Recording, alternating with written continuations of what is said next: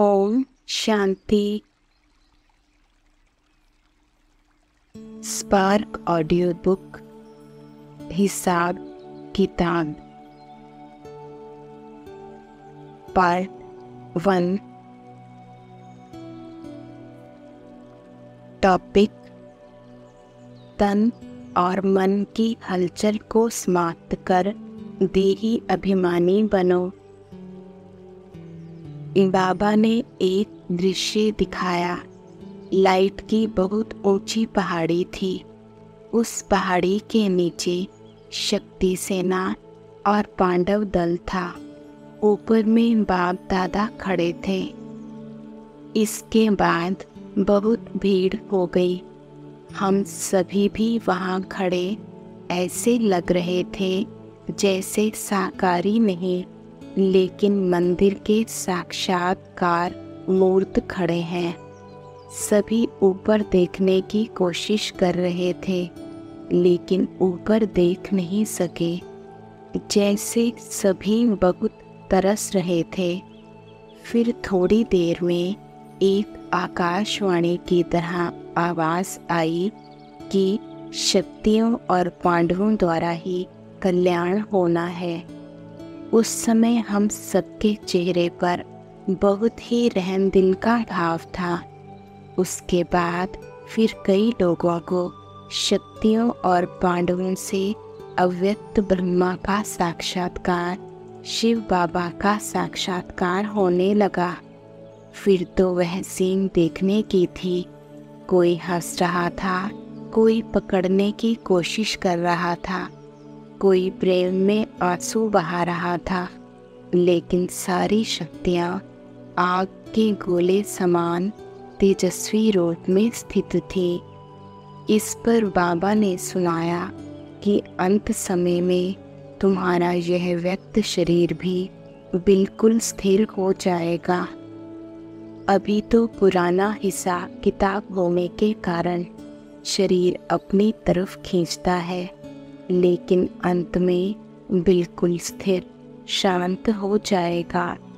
कोई भी हलचल ना मन में ना तन में रहेगा, जिसको ही बाबा कहते हैं देही अभिमानी स्थिति। दृश्य समाप्त होने के बाद बाबा ने कहा, सभी बच्चों को कहना कि अभी देही अभिमानी बनने का पुरुषार्थ करो। जितना सर्विस पर ध्यान है, उतना ही इस मुख्य बात पर भी ध्यान रहे कि देही अभिमानी बनना है। अव्यक्त संदेश 18 जनवरी 69। टॉपिक: युद्ध चल रही थी योग बल और कर्म भोग की। बाबा ने कहा, जो भी प्रश्न है वह पूछ सकते हो। बाबा तो एक अक्षर में जवाब दे देगा। प्रश्न: सभी पूछते हैं कि पिछाड़ी के समय आपने कुछ बोला नहीं। बाहर की सीन तो हम सभी ने सुनी है, लेकिन अंदर क्या था वह अनुभव भी सुनना चाहते हैं। बाबा बोले, हाँ बच्ची, क्यों नहीं, अपना अनुभव सुनाएंगे। अच्छा लो सुनो। बच्ची, खेल तो सिर्फ 10-15 मिनट का ही था। उस थोड़े से समय में ही अनेक खेल चले। उसमें भिन्न भिन्न अनुभव हुए। पहला अनुभव तो यह था कि पहले जोर से युद्ध चल रही थी। किसकी? योग बल और कर्म भोग की। कर्म भोग भी फुल फोर्स में अपने तरफ खींच रहा था और योग बल भी फुल फोर्स में ही था। ऐसे अनुभव हो रहा था कि जो भी शरीर के हिसाब किताब रहे हुए थे वह फट से योग अग्नि में भस्म हो रहे थे, और मैं साक्षी हूँ, देख रहा हूँ जैसे अखाड़े में बैठ मल्ल युद्ध देखते हैं। मतलब तो दोनों का फोर्स पूरा ही था। कुछ समय बाद कर्मभोग तो बिल्कुल निर्बल हो गया, बिल्कुल दर्दपूर्ण हो गया। ऐसे ही अनुभव हो रहा था कि आखिरी में योग बल ने कर्मभोग पर जीत पा ली। उस समय 3 बातें साथ साथ चल रही थी। वह कौन सी? एक तरफ तो बाबा से बातें कर रहा था कि बाबा आप हमें अपने पास बुला रहे हो। दूसरे तरफ यूँ तो कोई खास बच्चों की स्मृति नहीं, लेकिन सभी बच्चों के स्नेह की याद शुद्ध मोह के रूप में थी। बाकी शुद्ध मोह की रग व यह संकल्प की छुट्टी नहीं ली व और कोई भी संकल्प नहीं था। तीसरी तरफ यह भी अनुभव हो रहा था कि कैसे शरीर से आत्मा निकल रही है। कर्मातीत न्यारी अवस्था जो बाबा ने पहले मुरली भी चलाई कि कैसे भां भां होकर सन्नाटा हो जाता है, वैसे ही बिल्कुल डेड साइलेंस का अनुभव हो रहा था और देख रहा था कि कैसे एक एक अंग से आत्मा अपनी शक्ति छोड़ती जा रही है। तो कर्मातीत अवस्था का मृत्यु क्या चीज़ है, वह अनुभव हो रहा था। यह है मेरा अनुभव। अव्यक्त संदेश 18 जनवरी 69। टॉपिक: चारों तरफ स्थापना की नींव पड़ गई है। जितना ही ज्ञान स्वरूप उतना ही प्रेम स्वरूप।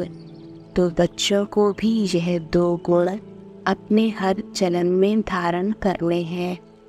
फिर मैंने बाबा से पूछा कि पिछली बार आपने वतन में जो एडवांस पार्टी में गए हुए बच्चों का इतना बड़ा संगठन दिखाया था, इसका रहस्य क्या था?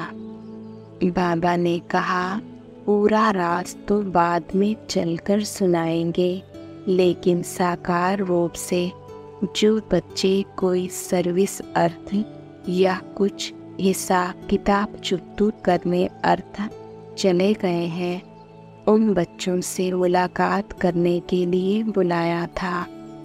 बाबा उनसे हाल चाल पूछ रहे थे कि कौन कौन किस रीति से किस रूप से क्या क्या कर रहे हैं। हमने कहा बाबा यह किस रूप से स्थापना के कार्य में बिजी है। तो बाबा बोले बच्ची यह आगे चलकर स्पष्ट करेंगे, फिर भी शॉर्ट में सुनाते हैं। बाबा ने कहा बच्ची जब लड़ाई होती है तो किसी भी लश्कर को जब जीतना होता है तो सिर्फ एक तरफ से नहीं, चारों तरफ से लश्कर भेजकर पूरा घेराव डाल देते हैं। इस संगठन से यह मालूम हुआ कि जो भी बच्चे गए हैं वह चारों ओर फैल गए हैं। अभी चारों तरफ स्थापना की नींव पड़ गई है, बाकी अब ऑर्डर देने की ज़रूरत है। अव्यक्त संदेश 18 जनवरी 69। टॉपिक: हिसाब किताब रहा हुआ है तो यह शरीर रहेगा। अपने शुरू में संकल्प किया था ना कि बाबा जाएंगे तो हम भी साथ जाएंगे, फिर ऐसा क्यों नहीं किया?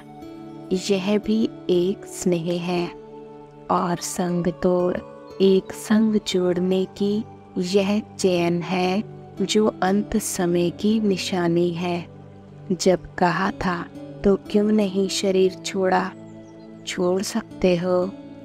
अभी छूट भी नहीं सकता, क्योंकि जब तक हिसाब किताब है अपने शरीर से तब तक छूट नहीं सकता।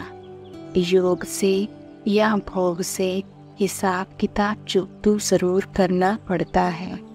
कोई भी कड़ा हिसाब किताब रहा हुआ है तो यह शरीर रहेगा, छूट नहीं सकता। वैसे तो समर्पण हो ही, लेकिन अब समर्पण की स्टेज ऊंची हो गई है। समर्पण उसको कहा जाता है जो श्वासोच्छ्वास स्मृति में रहे। अव्यक्त वाणी 25 जनवरी 69।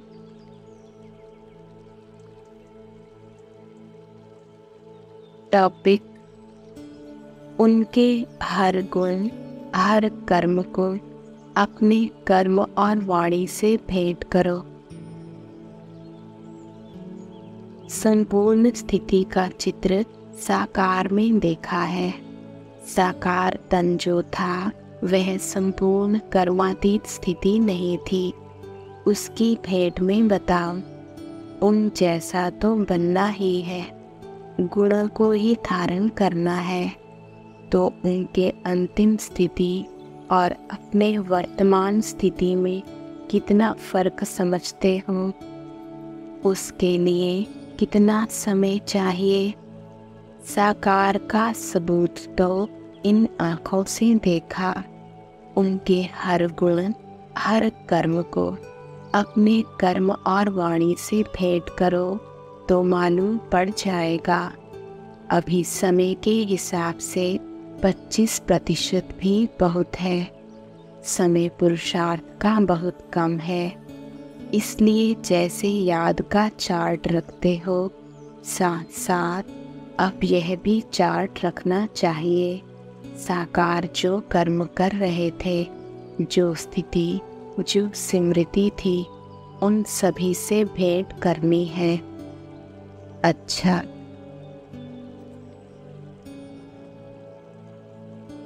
टॉपिक: 7 बातें धारण करो, शीतला देवी बनो।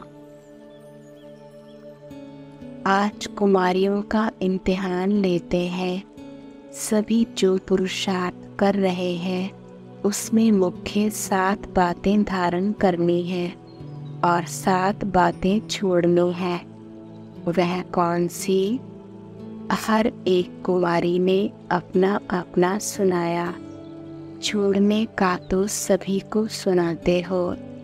5 विकार और उनके साथ छठा है आलस्य और 7वां है भय। यह भय का भी बड़ा विकार है। शक्तियों का मुख्य गुण ही है निर्भय, इसलिए भय को भी छोड़ना है। अच्छा, अब धारण क्या करना है? अपने स्वरूप को जानना। तो स्वरूप, स्वधर्म, स्वदेश, स्वकर्म, स्वलक्ष्य, स्वलक्षण और स्वदर्शन चक्रधारी बनना, यह 7 बातें धारण करनी है। इसको धारण करने से क्या बनेंगे? शीतला देवी। अव्यक्त वाणी 20 मार्च 69। टॉपिक: पुरुषार्थ की तड़पन। अव्यक्त स्थिति में ज़्यादा से ज़्यादा कितना समय रहते हो? ज़्यादा में ज़्यादा कितना समय होना चाहिए? मालूम है 8 घंटा। संपूर्ण स्टेज के हिसाब से तो 8 घंटा भी कम से कम है।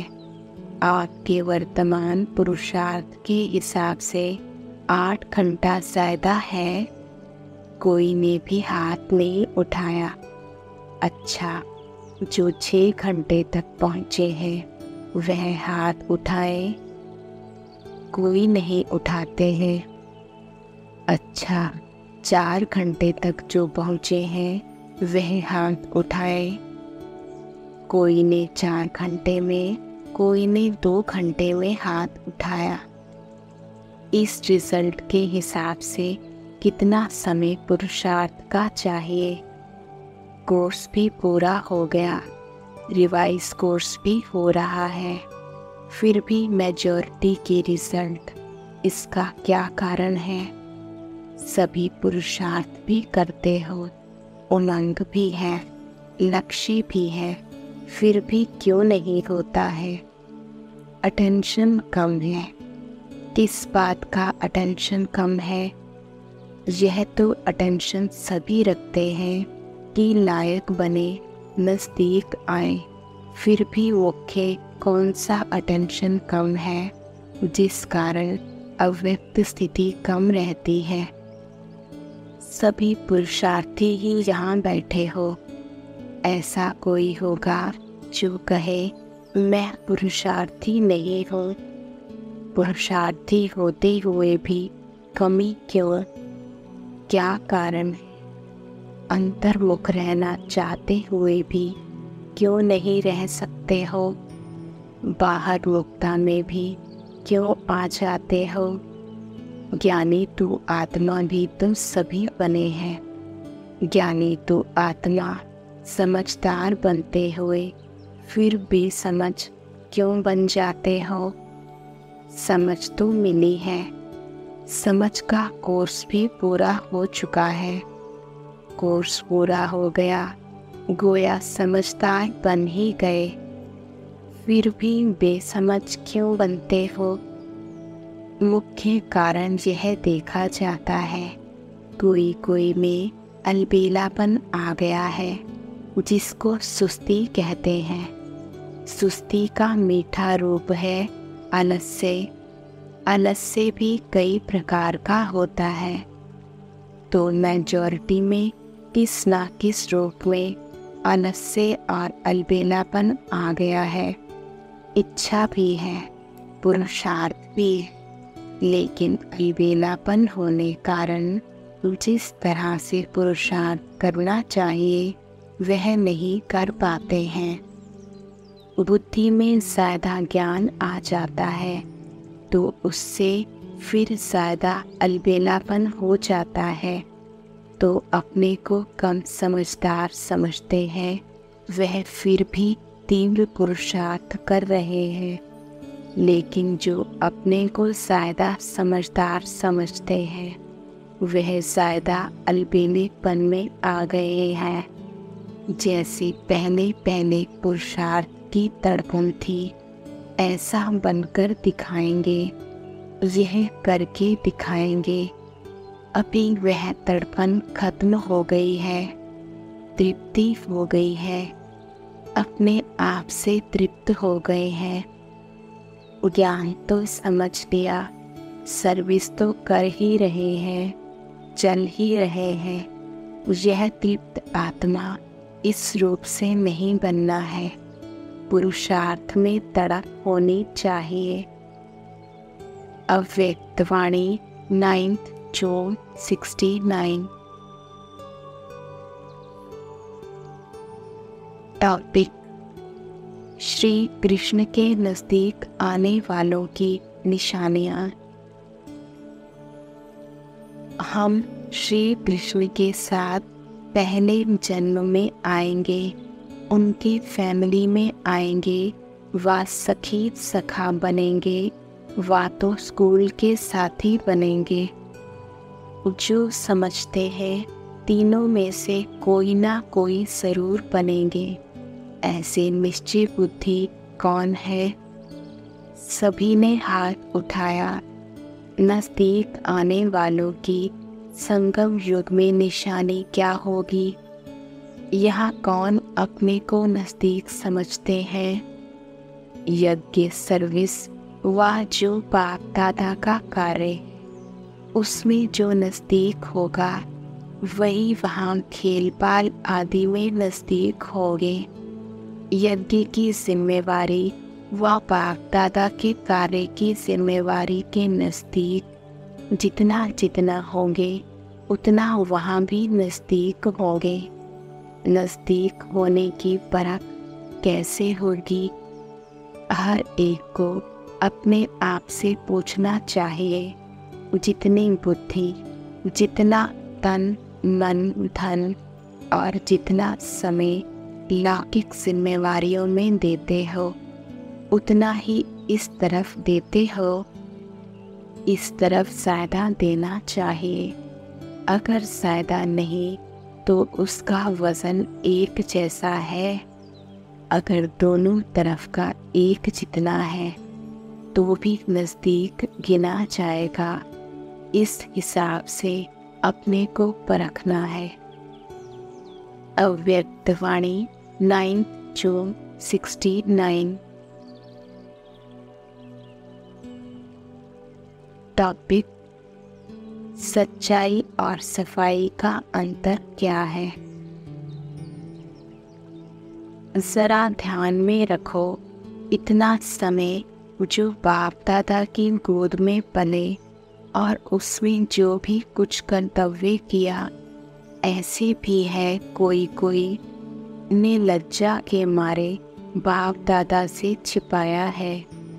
ऐसे नहीं, बाप को पहचान कर सब बाप के आगे रखा है। नहीं, जो समझते हैं ऐसी भी भूल हुई है। जैसे कोई अपने दिल से भूल नहीं करते हैं, परंतु अलबेलाई से हो जाती है। तो यह सबको लिखना है। बाप दादा से जिन्होंने बात की है उन्हीं को भी लिखनी है सारी जन्म पत्री। यह अंत का समय है ना। 84 का हिसाब किताब यहाँ ही छुट्टू होता है। सच्चाई और सफाई अक्षय तो कहते हैं, परंतु सच्चाई और सफाई में भी अंतर क्या है, उस अर्थ को नहीं समझा है। अब उसकी गहराई में जाकर सारा लिखना है। अव्यक्त वाणी 6 जुलाई 69। टॉपिक: कम से कम इतना कि खुद संतुष्ट रहें। अपना बैंक बैलेंस भी नोट करना है। जितना कमाते हैं उतना खाते हैं या कुछ जमा भी होता है।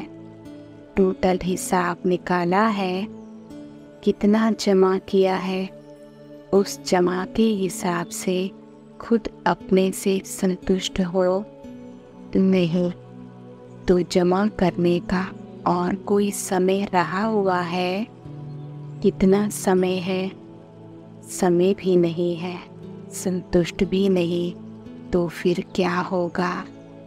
अभी सभी को यह खास ध्यान रखना चाहिए। अपना बैलेंस बढ़ाना चाहिए। कम से कम इतना तो होना चाहिए जो खुद संतुष्ट रहे। अपनी कमाई से खुद भी संतुष्ट नहीं रहेंगे तो औरों को क्या कहेंगे? एक एक को इतना जमा करना है। क्या सिर्फ अपने लिए ही जमा करना है या औरों के लिए भी करना है? औरों को दान करने के लिए जमा नहीं करना है। ऐसा समय अभी आएगा जो सभी भिखारी रूप में आप लोगों से यह भीख मांगेंगे तो उन्हों को नहीं देंगे। इतना जमा करना पड़ेगा ना। अपने लिए तो करना ही है, लेकिन साथ साथ ऐसा दृश्य सभी के सामने होगा। जो आज अपने को भरपूर समझते हैं वह भी भिखारी के रूप में आप सभी से भीख मांगेंगे तो भीख कैसे दे सकेंगे? जब जमा होगा ना। दाता के बच्चे तो सभी देने वाले ठहरे। आप सभी के एक सेकंड की दृष्टि के अमूल्य बोल के भी प्यासे रहेंगे। ऐसा अंतिम दृश्य अपने सामने रख पुरुषार्थ करो। ऐसा ना हो कि दर पर आई हुई कोई भूखी आत्मा खाली हाथ जाए। साकार में क्या करके दिखाया? कोई भी आत्मा असंतुष्ट होकर ना जाए। भल कैसी भी आत्मा हो, लेकिन संतुष्ट होकर जाए, तो ऐसी बातें सोचनी चाहिए, सिर्फ अपने लिए नहीं। टॉपिक: जितनी यहाँ रचना उतना वहाँ राज्य। अभी आप रचयिता हो। आपके एक एक रचयिता के पीछे फिर रचना भी है। माँ बाप को जब तक बच्चे नहीं होते हैं, माँ बाप की कमाई अपने प्रति ही होती है। जब रचना होती है तो फिर रचना का भी पूरा ध्यान रखना पड़ता है। अपने लिए जो कमाई थी वह तो बहुत समय खाया मनाया, लेकिन अब अपनी रचना का भी ध्यान रखना है। आपने अपनी रचना देखी है? कितनी रचना है? छोटी है व बड़ी है? बाप दादा हर एक की रिजल्ट देखते हैं। एक एक सितारे की कितनी रचना है। जितनी यहाँ रचना होगी उतना वहाँ बड़ा राज्य होगा। यहाँ कितनी रचना रची है?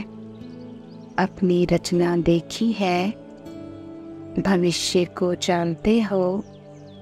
रचयिता तो सभी हैं, लेकिन बड़ी रचना की है या छोटी रचना की है?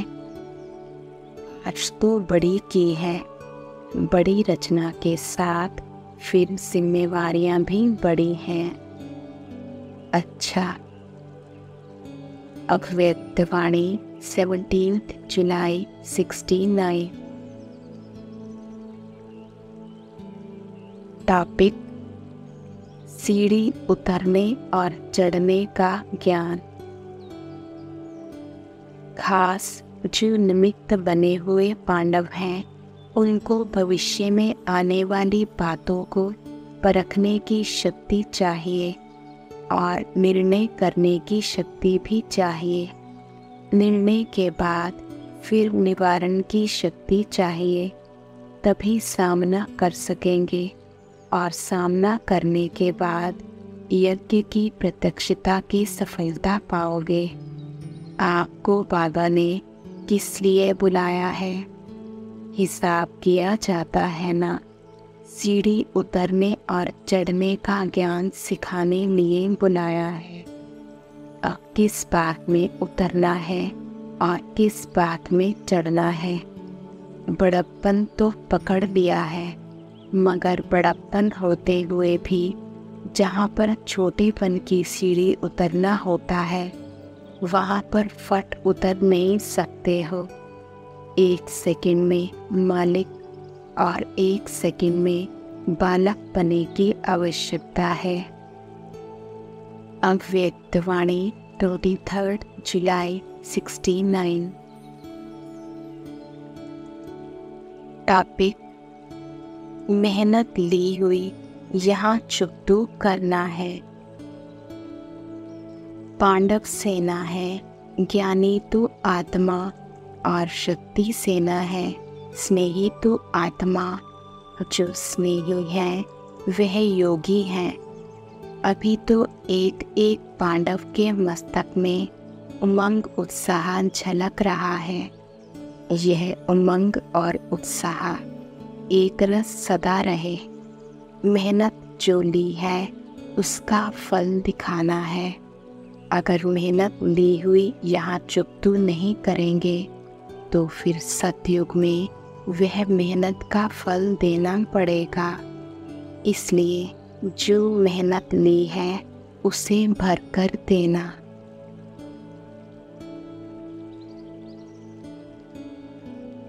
ओम शांति।